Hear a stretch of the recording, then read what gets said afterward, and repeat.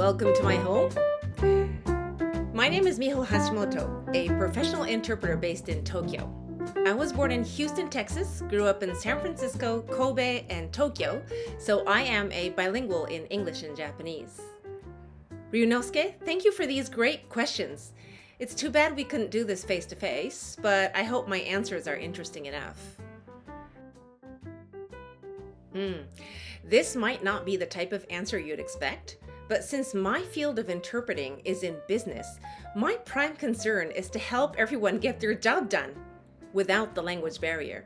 I usually sit in business meetings, conferences, negotiation tables, town hall meetings, and press conferences, so it's really important that I function well as a member of the host or the facilitating team to make sure the meeting or conference runs effectively.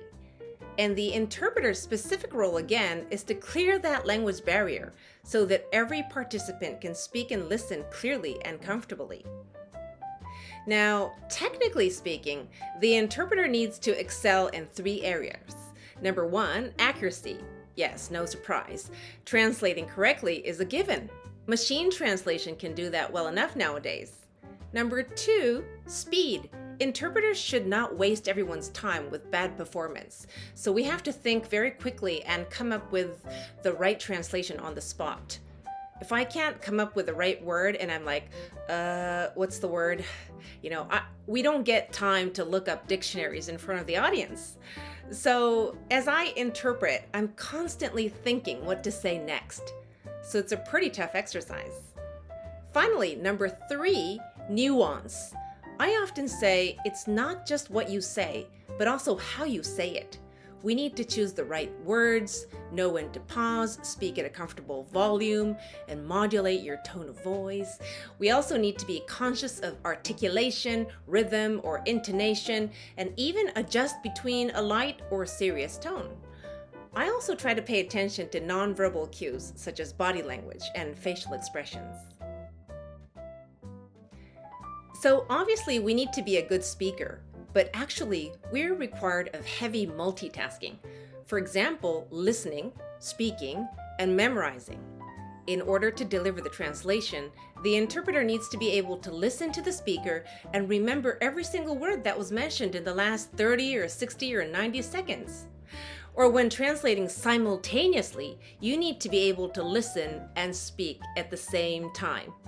I would say that if you have a total attention span of 100%, you have to allocate 30% to listening, 20% to taking notes, 20% to constructing a sentence, 20% to saying it, and 10% to checking the audience's reaction. So all of this is happening simultaneously, and I need all the adrenaline rush I can get. And to be honest, calories too. Now, one more thing. Interpreters need to be good at research. You need to know your material well, because quality interpretation requires quality preparation.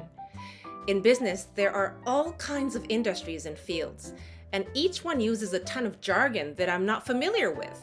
On one day, I'm translating about derivatives in finance. On another day, ESG issues, conjunctivitis in conjunctivitis in ophthalmology, right? Contemporary art, pig farming industry. Everything I need to learn about all these different industries and fields. I also need to make sure that I study the speaker who I'm interpreting for. I would go to the internet and do the research as to how their accent is, how fast they talk, how they think, and this kind of meticulous preparation makes me feel closer to the speaker, and it allows me to better emulate them. I guess I'm driven by I genuinely want to help people speak up and to get their great ideas across the borders. Communication is a key element to success, and for my clients, it's really important that they achieve their business goals. But it's the people who are delivering the business, and people need to communicate.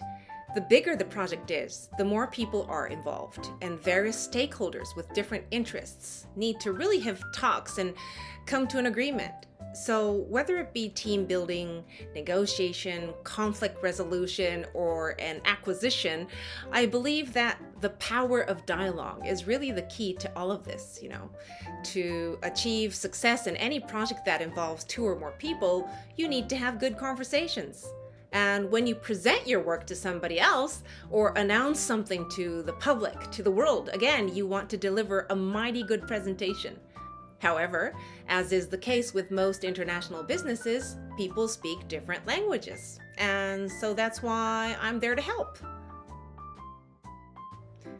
Well, a lot of things come to mind, but most of all, it's the cultural difference. Language reflects culture, and the culture behind Japanese is so different from that of English.